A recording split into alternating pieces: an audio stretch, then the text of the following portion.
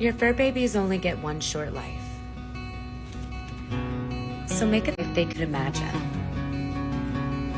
If they want to play, play with them. If they want to snuggle, you snuggle. Second reason people don't have what they want, and I'm gonna be through with you. They don't have it written down. This is a very, very important piece to success. It's a principle of success. Every wealthy person knows this. You gotta have a vision board, it's gotta be written down. You know why? Because that's a scripture too. Habakkuk 2:2.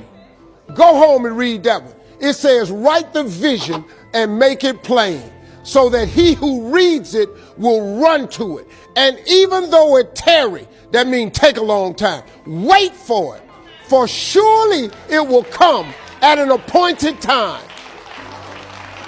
Okay, hey Resonators. So I wanted to show you guys a quick tutorial on how I made these really cute pearl bowls. So I've been making these little bowls with different types of crystals, which I have to show you guys those really soon because it's so pretty. But I thought it would be a really good idea to start doing it with pearls because it just looks really classy and it just has a really elegant look. And then of course these little bowls come with a lid, which really is just super cute, and you can put anything from jewelry, change, you know, just really whatever you would like to put in there. Or you can just keep it on your desk just as a cute little touch. They're super fun to make, so of course first you have to fill it with all of the pearls or crystals or whatever you want to put in your bowl. And then once it's all filled up, you have to very slowly pour in the resin. Now this is something that I used to do wrong all the time because I would get super impatient and I would just pour it and then it just starts like spilling on the sides of the mold and it gets really messy and it's super annoying. So trust me, no matter how slow it feels like you're going, you're probably not going slow enough. So drip it in there, let it soak into all of the little, you know, nooks and crannies so that there's no holes in your bowl.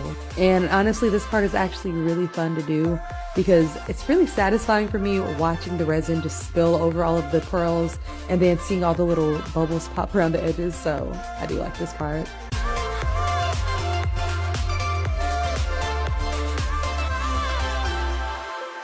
So as I was pouring the resin on this one, I realized that there was like extra spaces that opened up for more pearls. So I make sure to fill it in so that it's a nice even look all the way through. And then you just top it off with a bit more resin just to make sure that the whole bottom is filled in. And then for the lid, of course, I filled it with pearls just the same. But on the lids, you don't have to pour the resin quite as slow, but the lids are just a little bit more annoying because there's always a couple of bubbles that'll be around the edges. So this part takes a lot of patience as well. You have to like kind of spin it around and like you see what I'm doing, you really wiggle out some of those bubbles and it just makes it a nice clean look once it's all demolded. Also be careful that you don't squeeze too hard because it will spill over the sides of the mold. So the resin I used on this one was Dr. Crafty, and it takes about 2 to 5 days for it to completely cure. Depends on what project you're working on. But look how cute that is. Like, I just literally love these bowls. And I'm honestly kind of thinking I should just go with a whole pearl line of things and make other resin art with pearls because it is so pretty. So let me know what I should make next in the comments, and don't forget to like and subscribe. حتى انا قررت انني ندير تيك توك ونوريكم لي زاكسيسوار اللي كنبيع بحال كاع لي سمول بيزنسز. دونك الحاجه الوحيده اللي ما فهمتهاش هي كيفاش كيطلعوا هاد لي سمول بيزنسز لي فيديو ديالهم وكيبانوا للناس كثار. انا عمر شي فيديو ما طلع ليا اقل مشاهده هي 500 وشي حاجه، ما عمرها وصلت حتى ل 600. اللي عندها شي حاجه تقولها ليا كيفاش نطلع لي فيديو ديالي تقولها لي في كومونتير. الله يعطيكم الخير. بالنسبه لهذه كانت اول كومونت تيك توك للاسف مولاتها قالت لي في الاخر ما بقيتش بغيتها وما عرفتش علاش.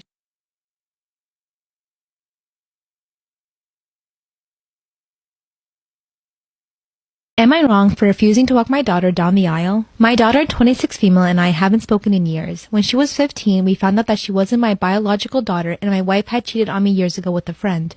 As it turns out, this so-called friend was suddenly interested in playing dad. My wife and I divorced, my daughter learned the truth, and I told her I still loved her no matter what. Of course, she was interested now in getting to know her biological father, and while it hurt, I tried to accept that. She started pulling away from me after that.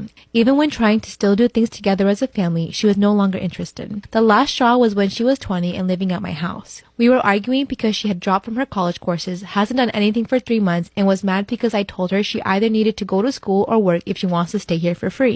She told me I can't even read it, so mean. She told me I'm not her real dad, so stop pretending like I am, and she'll just go to stay with her real father. Ugh. Ugh. That broke me, honestly. But I told her if that's how she really feels, then there's really nothing left to say between us. And she did move out. Am I wrong for yelling at my brother at his daughter's funeral? So my brother, 37 male, married his high school sweetheart, but she sadly passed away during birth 10 years ago, which completely broke my brother, and he never recovered from that. Because of that, he fell into drug, alcohol, and gambling addiction and was unable to take care of his daughter. Let's call her Abby. Since he was unable to take responsibility as a father, my husband, 35 male, and I, 34 female, decided to take care of Abby shortly after she was born. We always wanted my brother to be involved, but he was usually too high to know what was going on. My parents tried to get him into rehab, but he would relapse every time. So we were the ones who saw Abby's first steps, her first swimming lessons, who walked her to school, and who bought her first bike. When Abby was 7, she was diagnosed with stage 3 leukemia. Nothing was too far away or too expensive to try, and we saw every specialist that we could find, and it got better for a while. At 8, she was cancer-free, but about a year later, it returned even worse. Again, we tried everything, but she just got worse. My brother visited her at the hospital once. It had taken my parents and my husband and I to get him there. He saw her in My customer for this piece unfortunately lost her husband and reached out to me requesting an ocean scene with his cremated remains. She asked for 2 starfish to represent their kids who are twins and 1 sand dollar to represent their grandson. When she saw the finished piece, she told me that words alone couldn't even express how she felt, and honestly, I kind of felt the same way. Nothing will ever be doing this for people.